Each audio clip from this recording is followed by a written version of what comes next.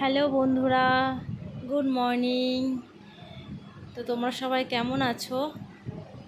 আশা করছি ভালোই আছো। তো দেখো, এই যে ভিডিওটা আজকে আমি শেয়ার করব, এটা হচ্ছে গতকালকের ভিডিও।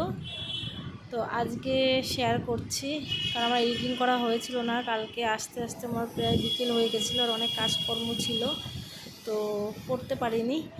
তো দেখো, এই যে সকাল সকাল রেডি হয়ে 6:15 আমি বেরিয়ে পড়ছি বাড়ি থেকে। আমরা 6:20 আমার বাস আছে, বাড়ির সামনে থেকে উঠবো। তো দেখো, আমি দৌড়ে দৌড়ে এলাম, তবুও না বাসটা বেরিয়ে গেল, আর ধরতে পারলাম না। আসলে যে বাসটা ধরবো সেই বাসটা এক বাসেই আমি আর কি যাব, তো ওই বাসটার হলো না, তো কি করব। তো দেখো, বেরিয়ে পড়লাম বাসে করে। তো বাসে উঠে পড়েছি। আর এই যে আমাদের ধানতলা বাজারে দেখো, গোলাপ আর গোলাপ, মানে কী বলবো, ফুলের রাজ্য বলতে পারো, ফুলের দেশ বলতে পারো। আর মানে কি বলবো, এত ফুল এত ফুল, আমি আর না তুলে পারলাম না। তো দেখো, এই যে বাসে করে বেরিয়ে পড়লাম। আর আমার মুডটাও না একটু অফই ছিল, যে এত রাস্তা যাব আর বাসটা পেলাম না, আর আমাকে এখন কাটা বাসে যেতে হবে। আর আমি এইভাবে কখনো যাইনি একা একা, তো হঠাৎ করে এই যে বেরিয়ে পড়লাম, মানে যাচ্ছি আর কি। তো কী করবো, একা একা তো অসুবিধা হবে না। আর লাবুকে আর রিবুকে না রেখেই যাচ্ছি, কারণ আমি আবার ফিরে আসবো। তো এই দেখো, আমি আবার রানাঘাটে এসেছি। রানাঘাট থেকে ট্রেনে করে আর কি যাচ্ছি। আসলে যাচ্ছি বলতে, এই দেখো কৃষ্ণনগরেও এসে টোটোতে চেপে পড়েছি। যাচ্ছি বলতে যাচ্ছি আমার বাপের বাড়ি বেতাই।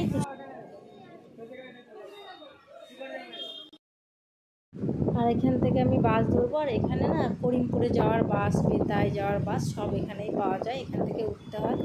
তো এটাকে বাস স্ট্যান্ড। তো এখানে আমি যে চলে এলাম, বাসে উঠে পড়েছি। আর এই যে দেখো, যে বাসটা দেখতে পাচ্ছ, এই বাসটা ছাড়বে আর ওই বাসটা 15 মিনিট পরে ছাড়বে। তো ওই বাসটাকে দেখে না আমার মনে হলো, যাক ভালোই হলো আমি আগেই চলে এলাম। কারণ ভেবেছিলাম ওই বাসটা অন্য বাসে গেলে আমার অনেকটা দেরি হয়ে যাবে, আমি ফিরতেও অসুবিধা হবে। তো তার জন্য একটু মনটা খারাপ ছিল। তবে এই বাসটা দেখে না মনটা পুরো ভালো হয়ে গেছিলো, জানো না। আর টাইমটা দেখে, যে আমি তো অনেকটা টাইমের আগে চলে এসেছি। আর এই যে দেখো, নেমে পড়েছি। বেতাই বাজারের আগেই আমাদের বাড়িতে নামতে হয়।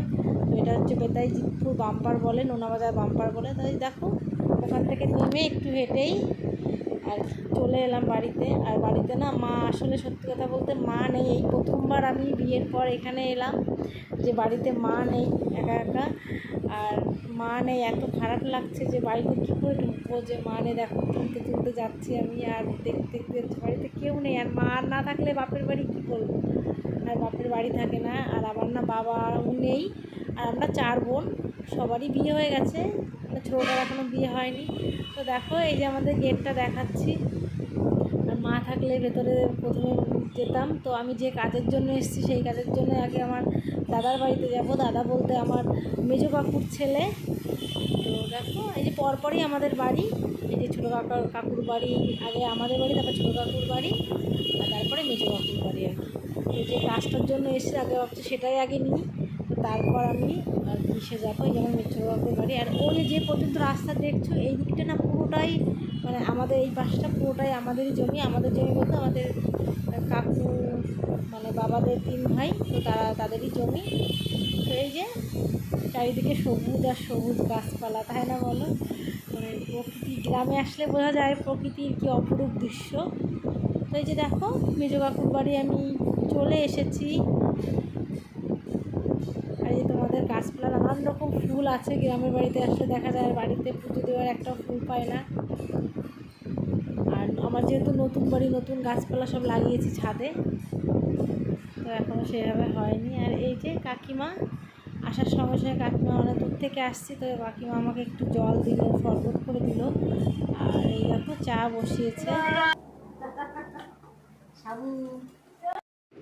আর এটা হচ্ছে দিদি, মানে আমার মেজো কাকুর 2 মেয়ে 1 ছেলে, তার এটা হচ্ছে বর দিদি। তো দিদি তোমাদের সাবু দেখালো, আজকে একাদশী, মানে কালকে একাদশী ছিল, তো সেটাই দেখালো যে একাদশী সাবু খাবে। আর এই যে পাশে দাঁড়িয়েছে একটা পুচকু, ওটা হচ্ছে দাদার মেয়ে। আর এই যে দেখো, কাকিমা আমাকে চাও করে দিল। আর এটা সেটা গল্প করছিলাম। তো বলছিল রিভুকে লাবুকে, তো ওদের দুজনকে নিয়ে আসতে পারছিস, একদিন থাকতে পারতিস, কারণ অনেক দিন যায় না। তো যাই হোক, কাকিমাদের সঙ্গে একটু গল্প সল্প করে এই যে দাদার বাড়িতে চলে এলাম, মানে কাকিমারই মানে ছেলে আর কি। তো দাদা পাশেই মানে আছে। আর এই দেখো, দাদার কত মানে কী বলে এগুলো, খরগোশ আর না নানান রকম পাখি আছে এখানে, তো সেইগুলো একটু দেখানোর চেষ্টা করছি তোমাদের। আর এই যে দেখো দাদার বাড়ি, আর বৌদি কত মানে টব রেখেছে, প্রচুর ফুল গাছ লাগায় এখানে, কিন্তু প্রচুর ফুল গাছ জানো না, মানে বৃষ্টির জন্য হয়তো এমন হয়েছে, আর আমি বলতেও পারবো না এখানে কী কী ফুল গাছ আছে। আর এই যে আম বাগানটা দেখছো, এটা কিন্তু অনেক বড় আম বাগান। তো আর ওই যে আঙুল দিয়ে আমি দেখাচ্ছি না, ওটা হচ্ছে আমাদের মন্দির, কালী মন্দির। তো এখন এত কিছু দেখাতে গেলে না অনেক সময় কেটে যাবে, আর আমাকে না তাড়াতাড়ি করে বাড়ি ফিরতে হবে। তো দেখো এই যে দাদার বাড়িতে ঢুকছি আর কি। আর আজকে কাল হচ্ছে মহরম ছিল, তো তার জন্য না দাদার অফিস ছিল না, আর দাদা হচ্ছে বিএলআরও। তো এই যে দেখো বৌদি রান্না করছে, বলতে না তোমাকে না খেয়ে যেতে দেবো না। তো বৌদি রান্না করছিল, তো আমি বললাম যে ঠিক আছে তাহলে, কি আমি না বেরিয়ে যেতে চেয়েছিলাম, কিন্তু বৌদি বলল যে না তুমি অল্প করে, আমি তাড়াতাড়ি করে রান্না করে দিচ্ছি। আর বৌদি বাইরে বসে রান্না করছে, তার কারণ হচ্ছে বৌদি না প্রেগনেন্ট, আর গরমে একটু অসুস্থ ফিল হয় ঘরের মধ্যে, তো বাইরে বসেই রান্না করছে। আর দাদা বাইরে একটা ছোটো গ্যাস বসিয়ে দিয়েছে। আর এই যে দাদা, আর দাদার ওই যে একটা মেয়ে, আর বৌদি প্রেগনেন্ট। তো যাই হোক, এই যে একটু কথাবার্তা বললাম। আর তোমরা হয়তো ভাববে হয়তো বৌদি রান্নাঘর নেই, তো না, এই দেখো বৌদি রান্নাঘর, খুব সুন্দর রান্নাঘর। তো সেভাবে গোছানো নেই, কারণ প্রেগনেন্ট একা একা, তো সেইভাবে গোছাতেও পারে না। তো যাই হোক, কিন্তু খুব সুন্দর রান্নাঘরটা। আর এই দেখো ওখান থেকে বৌদি রান্না করছে যেহেতু, তো তাড়াতাড়ি করে আমি আবার আমাদের যেটা দেখাচ্ছে, এটা কিন্তু আমাদের বাড়ি। মা নেই দেখো, তালা দিয়ে গেছে। আর এই যে টিনের ঘরটা দেখছো, এটা একটা রান্নাঘর। তো এখানে রান্না মা করে না, আমরা যখন সবাই মিলে আসি না, তখন ওই পিঠে খেতে হয়, উনুন আছে, তো তখন ওই ঘরটা খোলা হয়।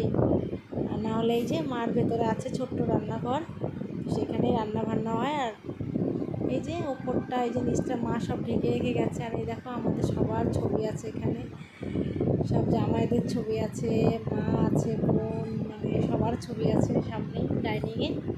আর এই দেখো অন্ধকার, তো আমি আর মা সব না ঢেকে রেখে গেছে, যাতে পরিষ্কার থাকে, আসলে আবার ঠিক করতে পারে। আর মা গেছে দমদম, মায়ের না দাঁতের সমস্যা ছিল, তো সেটার জন্যই গেছে অপারেশন করার জন্য, মানে বর্দি দমদম থাকে, তো সেখানেই গেছে। আর আমাদের বাড়িতে গেছিলো 2 দিন আগে, তোমাদের হয়তো বলেছি আমি। আর এই যে দেখো তোমাদের একটু দেখানোর জন্যই আমি ওপরে এসেছি, উপরে একবার আমি এসেছিলাম, তো তারপরে আবার একটু ভিডিও করার জন্য এলাম। আর এই দেখো এখানেও আমাদের সবার ছবি আছে, রিভু, লাবু, দিদিদের, তারপরে বিভুর, এই যে আমার দিদা আর ছোট বোন, আমার মেয়ের, তো এখানে সবার ছবি আছে মোটামুটি।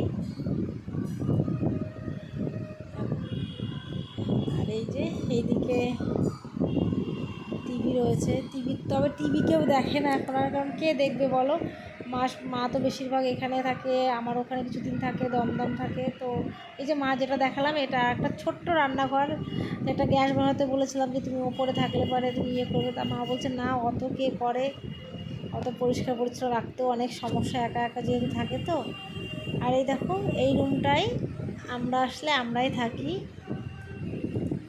ছোটো বোন, এই দেখো ছোটো বোন, এটা ওর ছবি আছে অনেক, এভাবে রেখেছে ও আর কি। আর বোন, মা কেউ নেই, জানো তো, মনটা যে এত খারাপ লাগছিল আমার, আমি সত্যি কথা বলতে আমি তোমাদের ক্যামেরায় দেখাতে পারছি না, কিন্তু জানো তো আমি মানে খুব কান্না করছিলাম। আর মাকে ফোন করেছিলাম যে মা, মানে এমন দিন, মানে কি বলবো তোমাদের, সেই ভাষাটা, সেই ফিলটা আমি এখনও করতে পারছি, যে এত খারাপ লাগছিল যে সত্যি কেউ নেই বাড়িতে। এরকম সময় তো আসবে না যে একদিন হয়তো, মানে এটা তো বাস্তব বলো, যে মা হয়তো একদিন থাকবে না, সেদিন এই বাড়িটা এইভাবেই পড়ে থাকবে। আমাদের যখন হয়তো একটা দরকার হবে, তখন হয়তো আমরা একটু আসবো। আর এই দেখো এটা চারিপাশটা তোমাদের একটু দেখাচ্ছি। আর কারোর না এখন সেভাবে সময় নেই, সবার বাচ্চা কাচ্চা হয়ে গেলে সবাই তার মতো ছেলে মেয়েদেরই সময় দেয়। আর সবার কাছে না একটা করে আমাদের চাবি দেওয়া থাকে, যে যার যখন হবে সে তখন আসবে। এই দেখো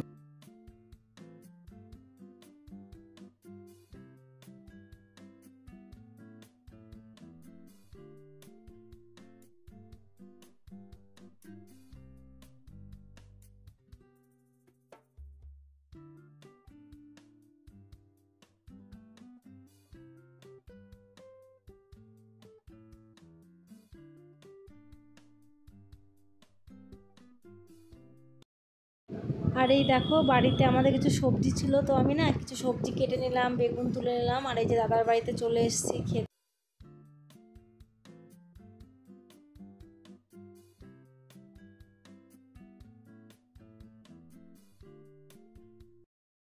যে দাদা আবার এসেছে, দাদা পাশে একটু বন্ধু বান্ধব নিয়ে কথাবার্তা হচ্ছিল, যেহেতু ছুটির দিন। আর এই যে দাদাকে বলে আমি চলে এলাম। দাদা বলছিল ওদেরকে নিয়ে আসলে একদিন থাকতে পারতিস, আমি বললাম না না যেতে হবে। আর এই যে কাকিমা বললো চাল কুমড়োটাও নিয়ে যা। আর এই যে একটু এগিয়ে দিতে এলো আমাকে। আর এই দেখো আস্তে আস্তে আমি টোটোকে দাঁড় করালাম। আর আমি একটু বাজারেও যাব। আর এখানকার না বাজারে যাব বলতে এখানকার পিওর ঘি পাওয়া যায়। তো সামনেই ছানাতলা আছে। ছানাতলা মানে বুঝতেই পারছো, দুধের মিল, ওখানে ছানা কাটা হয়। তো ওখানে না পিওর ঘিটাও তৈরি করে, মানে খুব সুন্দর ঘিটা। তো এখান থেকে আমি বাড়ির জন্য ঘি নিয়ে যাই, মানে যখনই আসি তখনই আমি কিছুটা ঘি নিয়ে যাই। আর এখনও বাড়িতে আছে কিছুটা। তো এই যে দেখো এখান থেকে আমি এই যে কৌটাও নিয়ে এলাম। এখানে যেহেতু ঘিয়ের মানে ভালো অনেক সবাই নেয়, তো যারা জানে আর কি। তো এখানে কৌটোও পাওয়া যায়। তো আমি এখান থেকে একটা যে কৌটো নিয়ে নিলাম। তো 500 ঘি নিয়েছি আমি এখানে। আর অন্য অন্য জায়গার থেকে না দামটা একটু বেশি হলেও মানে খুব ভালো ঘি পাওয়া যায় এখানে। সবাই তো প্রিয় জিনিসটাই খেতে পছন্দ করে, তাই না? তো দেখো আমি আবার বাসের জন্য যে এখান থেকেই বাসে উঠবো, তো বাড়িতে চলে যাব তাড়াতাড়ি। আর না ওই খাওয়া দাওয়ার পরে না বাসের মধ্যে বেশ শরীরটা খারাপ লাগছিলো, আমি ভিডিওটা না সেভাবে আর তুলতে পারিনি। তো দেখো বাসের জন্য একটু ওয়েট করতে হচ্ছিলো ওখানে আমার। তো দেখো আমি আবার বাসে করে ট্রেনে করেই বাড়ি এসেছি, আর তাড়াতাড়িও চলে এসেছি। 4টের মধ্যে বাড়ি চলে এসেছি। আর এই যে এবার এসে আমি খাওয়া দাওয়া করে নিয়েছি, আর করবো। আর হচ্ছে ছেলে মেয়েকে মানে ছেলেকে বিশেষ করে খাওয়াবো। তো টাটা বন্ধুরা, ভিডিওটা আমি এখানেই শেষ করছি। তো আবার দেখা হবে নতুন একটা ভিডিও নিয়ে। ততক্ষণ তোমরা ভালো থেকো।